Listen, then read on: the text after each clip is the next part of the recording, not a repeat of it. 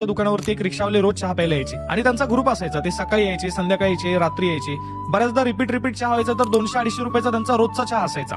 आणि एक दिवस असंच फाटक्या नोटीवरून आमचं थोडंसं झालं की नोट फाटकी आहे. ते बोलले चालेल मी मग ते बोलता मी थोडंसं रूढ बोललो. ऍक्च्युली मी आहे सातारचा, मी बोललेलो बरोबर, पण वाटताना त्यांना थोडंसं ते रूढ वाटलं. मग त्याच्यानंतर त्यांना वाईट वाटलं आणि त्यांनी माझ्याकडे यायचंच बंद केलं.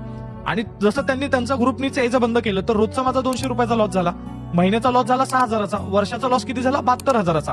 माझ्या एका वाक्यामुळे माझा 72,000चा लॉस झाला असता, बरोबर. पण हेच ते परत 2-3 दिवसांनी माझ्याकडे आले आणि ते समोरनं म्हटलं की मी तुमच्याकडे कधीच आलो नसतो, पण तुमच्या चहामुळे मला यावं लागतं, चहाची सवय लागली म्हणून मी तुमच्याकडे यायला लागतोय.